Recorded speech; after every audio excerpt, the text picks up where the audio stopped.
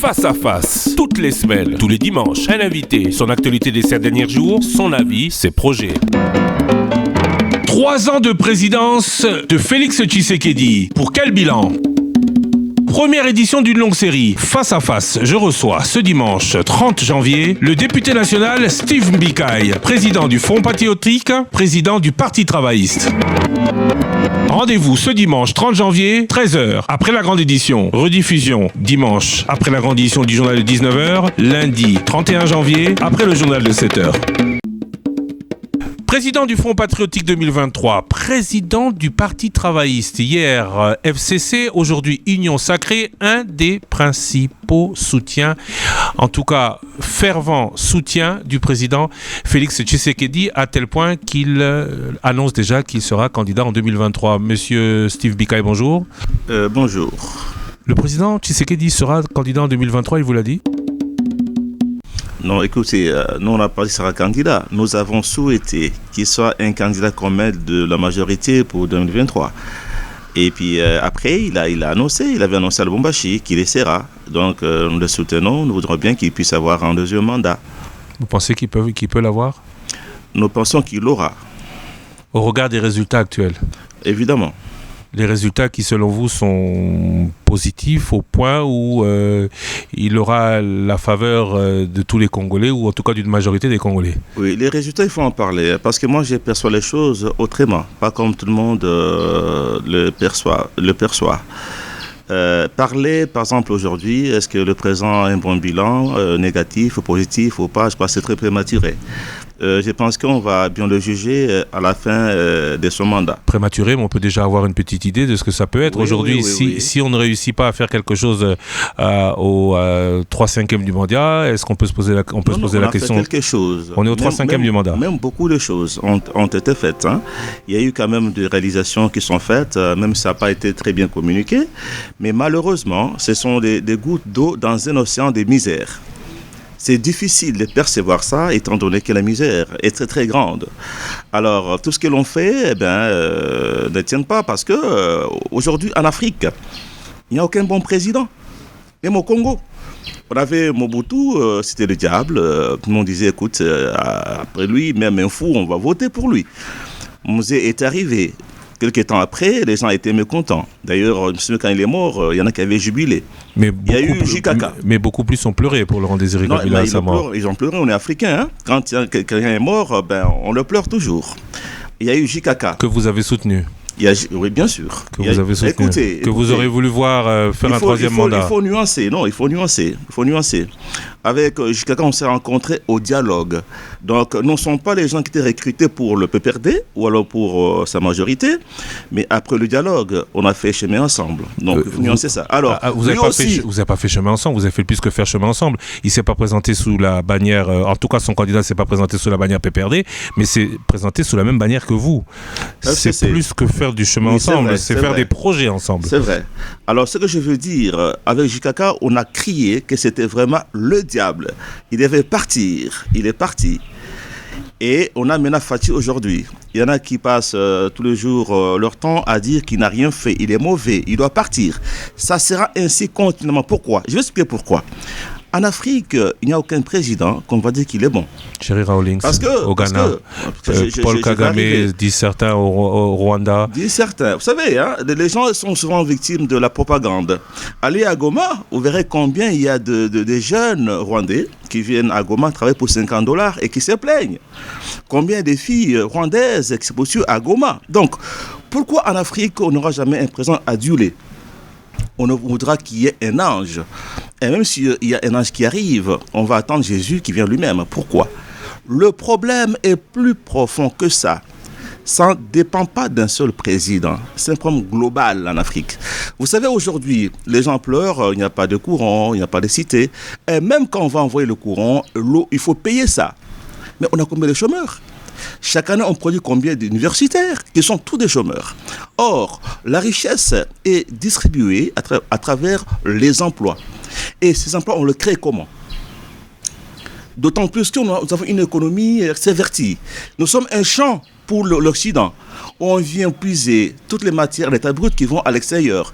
Et c'est là-bas que ça crée des emplois. Un bon président, un bon président serait celui qui casse tout ça, qui créerait des emplois, un président qui ferait en sorte que le Congo ne soit pas aussi exploité. Vous pensez en 3 ans que le président Félix Tshisekedi est ce bon président? Que non, il ne saura pas le faire dans 3 ans.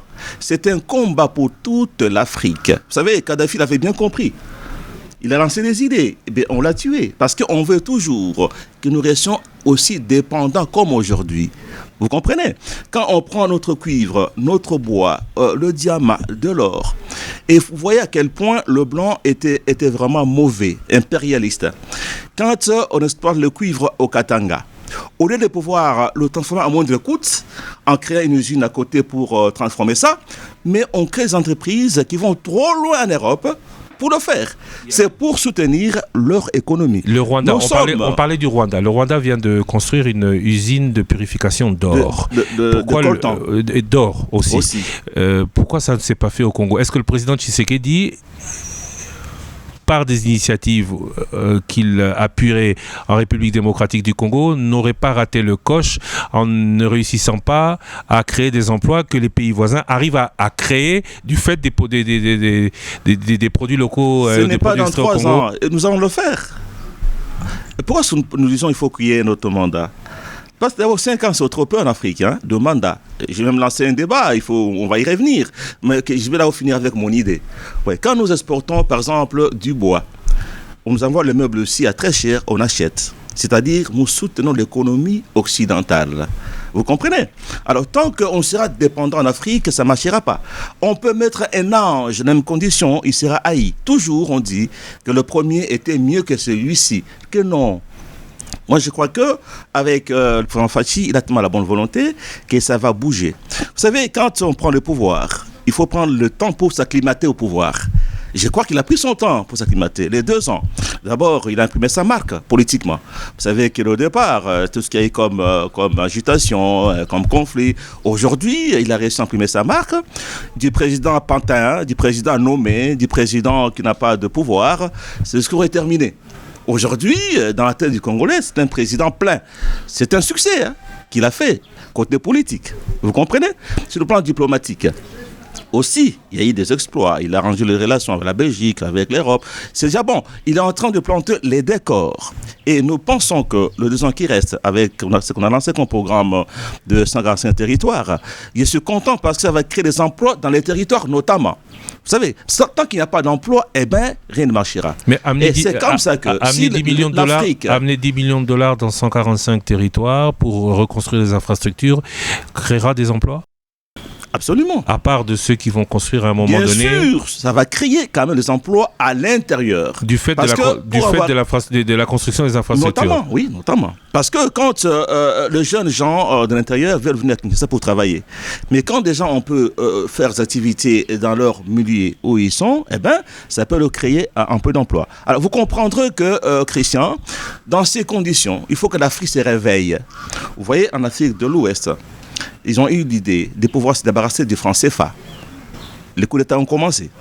Déjà en 2020, ils devaient arrêter avec le franc CFA parce que leurs réserves donc en devises sont transmises, n'est-ce pas, en France par rapport au franc CFA.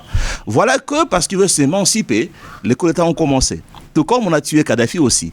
Tant qu'on n'aura pas lutté contre l'impérialisme, tant qu'on ne va pas chercher une indépendance économique, tout président qui viendra sera toujours mauvais. Aujourd'hui, pour vous, le malheur de l'Afrique, c'est l'exploitation de l'Afrique par d'autres? Évidemment. La responsabilité de l'Afrique est où dans tout ça? L'Afrique doit se réveiller. Il faut avoir maintenant des leaders qui prennent conscience de ça. Comme par exemple, Kadhafi demandait qu'on ait États-Unis d'Afrique, qu'on ait une banque africaine, notre monnaie, avec une armée de l'Afrique, avec environ 2 millions de combattants.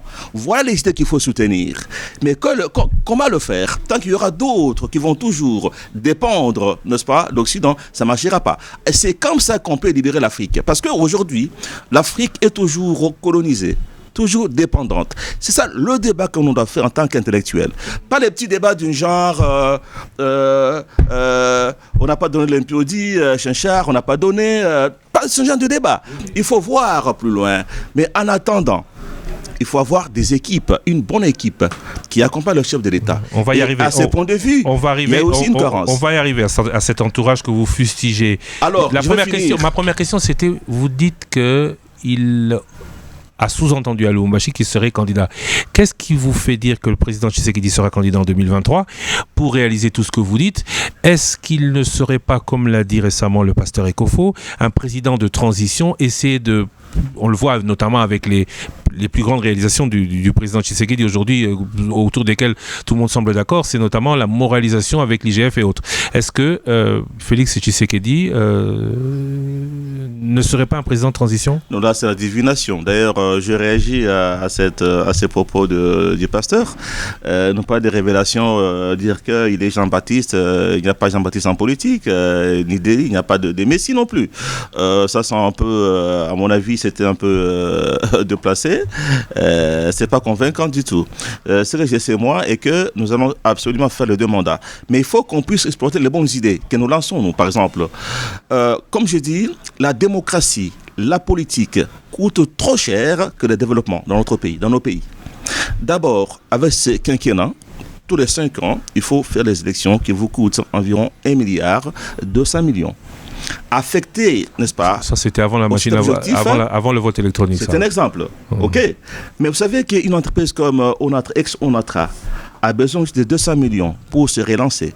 Locomotive, chemin de fer, ainsi de suite. On créerait beaucoup d'emplois. La SNCC. Mais cet argent, n'est-ce pas, tous les 5 ans, c'est affecté aux élections. Oui, mais ça, j'ai bien compris. Il y a des institutions très coûteuses. Ça, j'ai bien compris. On n'a pas encore fini avec le dossier Félix Tshisekedi. C'est toujours ce dossier-là. Tout ce que vous dites de Félix Tshisekedi, du fait que l'Occident empêche l'Afrique de se développer, du fait qu'il faut qu'on s'émancipe, c'était aussi un peu ce que disait d'ailleurs le président Joseph Kabila en son temps. C'est aussi l'avis du président Tshisekedi? Écoutez, moi, pour intervenir, je ne viens pas ici défendre le point de vue du président Tshisekedi. Je défends ce que moi je sais, ce que je vois, et ce qui empêche que l'Afrique décolle. Oui, je ne vais pas parler de lui seul. Je généralise. Je vous ai dit qu'en Afrique, il n'y a aucun, généralement, un président qui est dit, bon, pas son peuple, à cause de tout ça. Parce que tant qu'on n'aura pas à créer autant d'emplois pour les jeunes, jamais ils seront contents. Ils seront mécontents. Mais comment créer ces emplois avant qu'on passe au quinquennat, avant qu'on passe à la forme politique des élections telles que vous voudrez qu'elles soient? Comment est-ce que vous qui soutenez le président Tshisekedi, vous pensez qu'il réussira? Parce que vous avez dit tout à l'heure qu'il a besoin d'un deuxième mandat pour installer sa politique. Comment pensez-vous qu'il y arrivera dans les 5 camps supplémentaires que vous demandez pour lui? Dans les 2 ans, ici, on doit jeter les jalons. Le jalon, c'est quoi? Il faut un nouveau départ par rapport à son entourage. Ça, il faut le dire. On a quand même décrié autant de scandales dans l'entourage du chef. Au gouvernement, il y a des bons morts aussi. Il y a les gens qui sont là. Il peut passer ici, c'est pas qu'il est ministre. Ça, c'est pas normal dans un pays, et puis un an avant les élections. Un ministre doit être pimpant neuf. Un ministre, il doit plus travailler il doit plus être vu ou remarquable que travailleur. Et quand il travaille, il est remarqué. Voilà. Quand on travaille, on est remarqué, sans faire la publicité, bien sûr. Donc, je pense qu'il faut un nouveau départ. Vous parlez de l'entourage. Oui. L'entourage est choisi par le président de la République. Qu'est-ce que vous lui reprochez à cet entourage? Mais je crois que, comme je l'ai dit aussi c'est l'acclimatement, n'est-ce pas? L'acclimatation, oui. Pas l'acclimatation, c'est pour les animaux. L'acclimatement, c'est pour les hommes. Ah oui, voilà. Alors, c'est-à-dire, pour s'acclimater au pouvoir, il venait d'arriver. Maintenant, les erreurs qu'il a commises dans les 3 ans, il ne les commettra plus. Parce qu'il s'est acclimaté au pouvoir. Maintenant, il peut savoir distinguer l'ivraie du bon grain. Et je suis très sûr que, tenant compte de l'expérience du passé, s'il devait recommencer aujourd'hui, prendre des 100 jours, il ne ferait plus les mêmes erreurs. On le verra au programme des 145 territoires ou à Tchéligelou. C'est lui qui choisit ses collaborateurs. Donc vous pensez qu'il devrait en changer ou qu'il devrait changer les habitudes de ces derniers? Non, moi je pense qu'il doit garder les bons, faire partir les mauvais. ceux qui se sont distingués dans le bien, il faut le garder et puis renforcer l'équipe.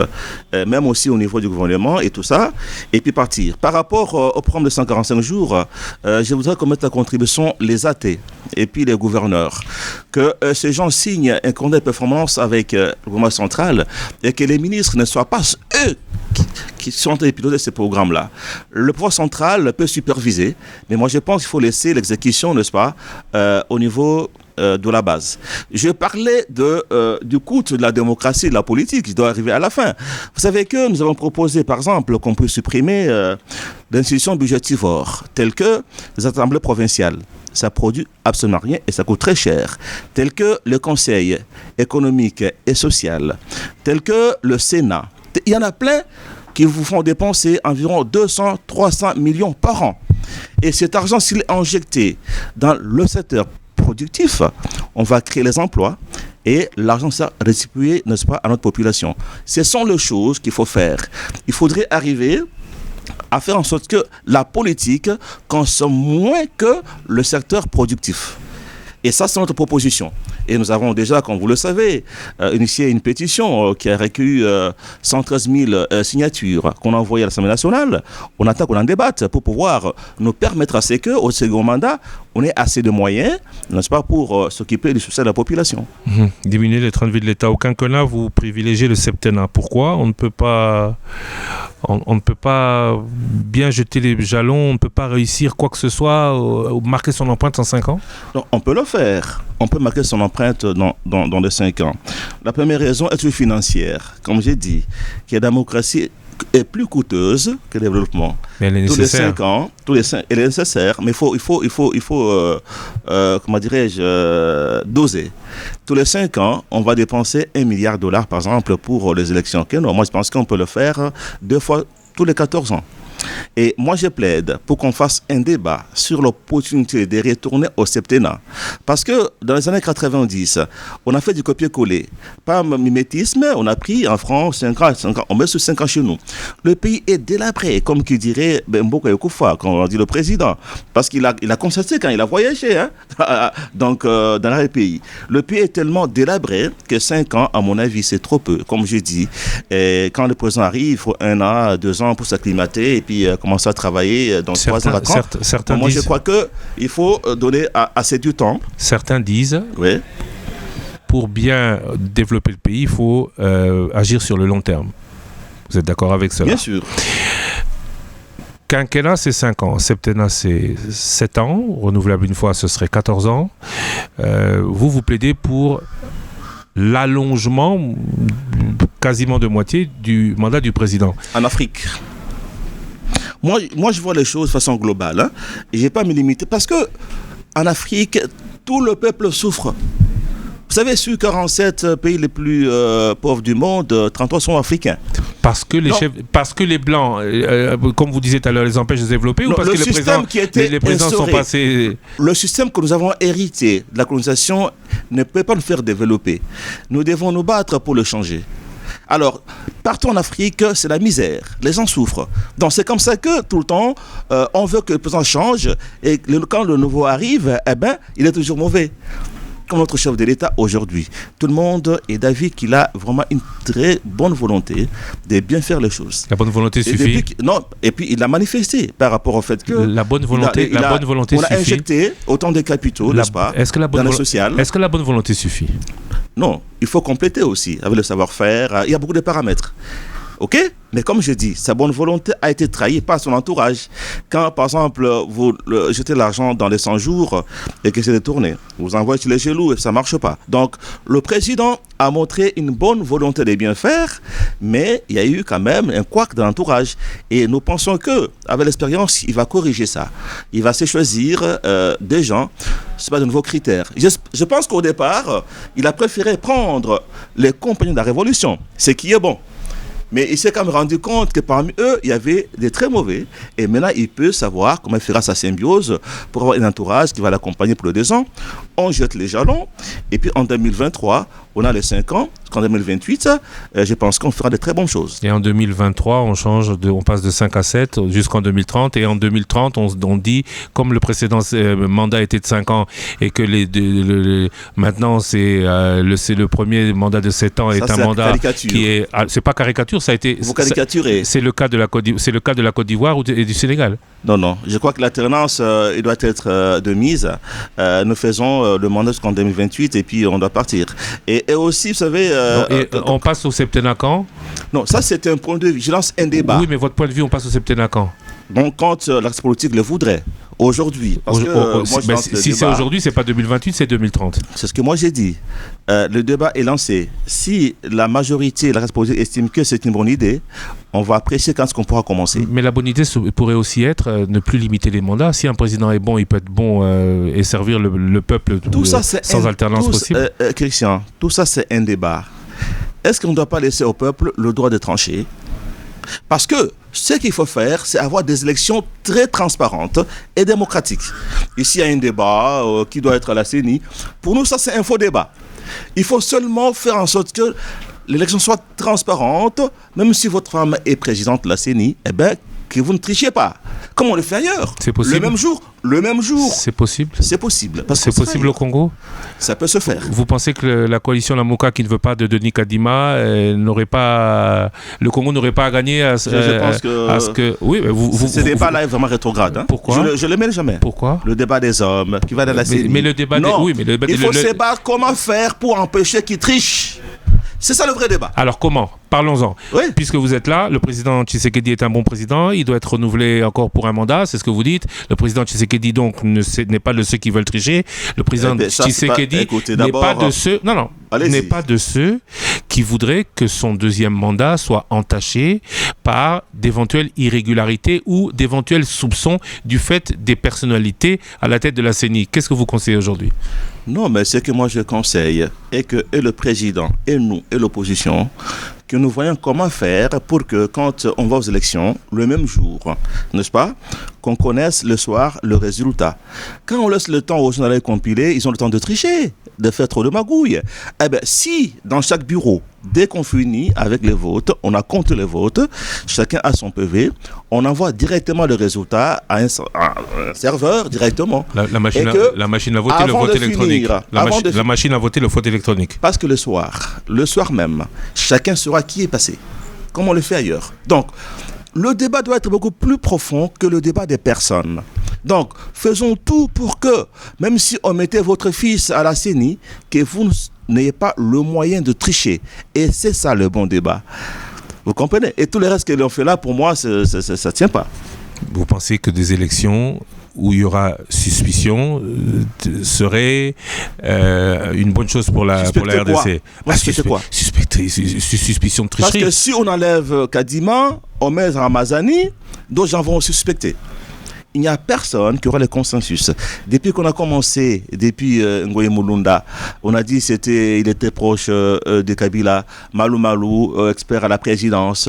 C'est toujours comme ça. Donc, il n'y aura jamais une personne qui va faire de l'unanimité.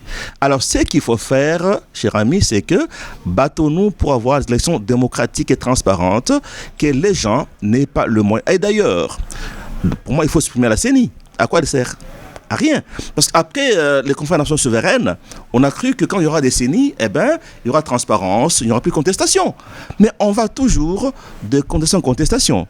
Il faut la supprimer et remettre ses rôles aux élections au ministère de l'Intérieur, mais renforcer le contrôle et la transparence des votes. Vous êtes du Front patriotique, président, vous militez donc, je l'ai dit tout à l'heure, pour la candidature du président Tshisekedi. Il n'y a pas que ça. Oui, notamment. Pour la candidature du président en 2023. Si aujourd'hui la campagne commençait, sur quel fait, au fait du président Tshisekedi, allez-vous surtout vous agripper ? Il a donné l'égalité des chances aux jeunes Congolais. Vous savez qu'il y avait des millions de personnes, d'enfants qui n'allaient pas à l'école, faute de moyens. Et aujourd'hui, il y a des millions d'enfants qui ont repris le chemin de l'école. La gratuité de l'enseignement. Oui, ça c'est capital. C'est capital. Et il y a aussi... Avec tout ce qu'on en dit. Et ça, on peut comprendre. Il y a toujours des ratés. L'essentiel est de commencer. Mais avec le temps, on va améliorer. À part la quantité, on va aussi s'investir pour la qualité. Ça veut dire, ça c'est un grand pas qu'il a fait. Et cette idée qu'on a lancée de pouvoir travailler dans 145 territoires, si c'est bien mené, n'est-ce pas, je pense que ça va bouger dans toute la République. Ça va bouger partout. Et personne ne va contester cela. Et je pense que si on le fait chaque année comme ça, le pays va décoller. Ce seraient les deux principaux points. Non, il y en a beaucoup. Quels autres points? Non, il y a par exemple la voirie. La voirie, et donc on a avec les Gelou, parce que là il faut corriger encore par rapport aux animateurs. Aujourd'hui c'est zéro. Hein? Voilà, par rapport, pourquoi? Comme j'ai dit, c'est-à-dire les accompagnateurs ont été mauvais. Moi, je pense qu'il faut maintenant savoir qu'est-ce qu'on va mettre là-bas et comment faire pour les contrôler, notamment. Il y a beaucoup de bonnes idées qui sont lancées. Aujourd'hui, par exemple, ce projet-là qu'on a concrétisé avec le transport aux étudiants. Mais ce sont des gouttes d'eau, comme j'ai dit, dans une notion de misère, difficile à percevoir. Donc, il faut aller dans le fond. Il faut plus miser sur la création des emplois. Comme je dis, supprimons les institutions budgétivores. L'argent, on va l'injecter dans la société productive, créateur d'emplois. D'abord, réhabiliter les anciennes entreprises qui sont en faillite du fait de l'échec des réformes de Corpirep, notamment. Vous voyez? Alors, quand ils vont se relever, les jeunes auront de l'emploi et je pense que ça pourra marcher. Institution budgétivore veut dire révision de la Constitution. Difficile pour le moment. Au cas où... Pourquoi difficile? Vous voulez, avant les élections, période de grand doute, modifier la Constitution? Nous avons commencé à en parler, ça fait déjà plus d'une année, mais les gens ne suivent pas. Parce que les gens sont dans des petits débats, d'un genre Kadima, des débats d'un genre... voilà, donc ce sont là des grands débats qu'il faut aborder. Qu'est-ce que vous changerez de la Constitution aujourd'hui? Qu'est-ce qu'il faut? Annuler le Sénat, les députés provinciaux? Non, c'est-à-dire l'Assemblée provinciale. Oui. Nous avons le Sénat, Conseil économique et social. Pour moi, même le CESAC. Il y en a plein. Le CESAC. La Commission des droits de l'homme. Tout ça, c'est budgétivore.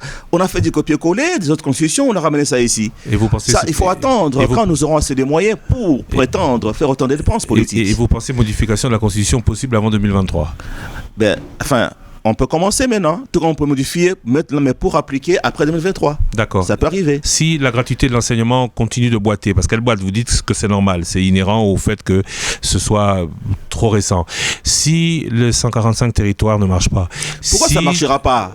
Mais ça va marcher. Parce qu'on a deux précédentes expériences. On a l'expérience des 100 jours, on a l'expérience de Chile Gelou. À la date d'aujourd'hui, c'est pas top, on est d'accord. Comme on dit, l'expérience nous a rendu sages. D'accord, mais si Chile Gelou, le président s'est rendu compte que Chile Gelou ne marchait pas il y a un mois, parce qu'il est parti sur place. Ouais. Si Chile Gelou ne marche pas, si les 145 territoires ne marchent pas, si la gratuité de l'enseignement continue à aller cas un cas, qu'est-ce que vous apporterez sur la table, vous, Front Patriotique 2023, pour soutenir le président Tshisekedi? Comme je l'ai dit, si on met de côté les bois morts, ou bien tous ces gens qui ont fait de l'aventure par le passé, et tenir compte du passé des autres pour leur donner mission de faire aboutir ce travail, et comme j'ai dit, si on associe, n'est-ce pas, la base, c'est-à-dire les athées et puis les gouverneurs, qui signeraient un contrat de performance avec le pouvoir central, qui va superviser, ça va réussir. Et le président n'aurait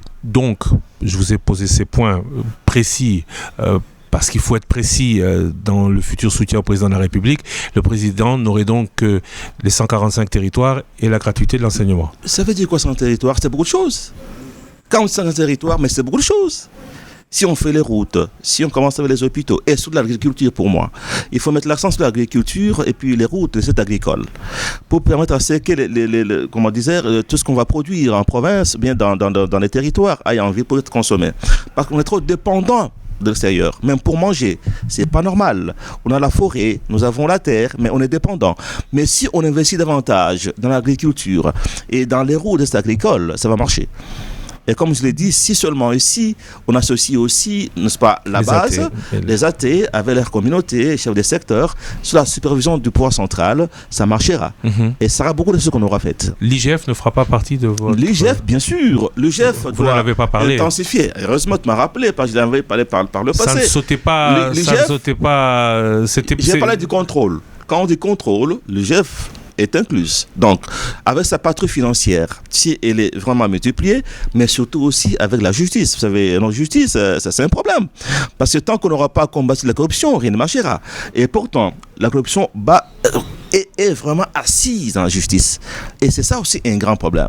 Donc, il faudrait que le chef voie comment il va faire pour réellement sanctionner et placer les bons magistrats, les bons juges pour que ça marche. Question de curiosité, vous étiez ministre, vous avez été FCC, vous le dites. Si l'IGF avait vécu en son temps, ou avait, puisqu'elle existait déjà, travaillé comme elle le travaille aujourd'hui, est-ce que vous seriez devant nous fièrement à dire, avec beaucoup d'autres des membres de l'Union Sacrée aujourd'hui, hier FCC, en train de nous parler comme vous nous parlez aujourd'hui? Mais l'IGF a commencé, nous étions ministres, moi j'étais ministre, quand l'IGF a commencé à amplifier son travail. Et tel que j'étais à l'ESU, j'étais aux actions humanitaires, en tout cas, j'étais aussi mandataire, j'étais directeur technique. Je pense que sur mon parcours, aller voir s'il y a des saletés. Je ne pense pas. Je prends toutes les précautions pour bien faire parce qu'on a des ambitions pour l'avenir, des grandes ambitions d'ailleurs. Dont celle aujourd'hui de soutenir le président Tshisekedi. On soutient le président, pourquoi? Nous, comme je dis, on ne doit pas diaboliser tout président qui vient, et c'est contre le peuple. Pour qu'un chef d'État réussisse, il a besoin de soutien populaire. Mais quand on va toujours diaboliser chaque président qui arrive, mais c'est vous qui souffrez. On a intérêt, quand quelqu'un a son mandat, de le soutenir, voir où il nous amène. Et en cas d'échec, on le sanctionne aux élections.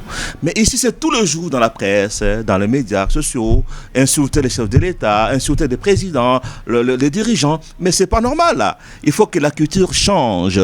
C'est pas trop l'affaire d'homme, c'est aussi l'affaire du système. Même si l'homme doit aussi imprimer sa marque.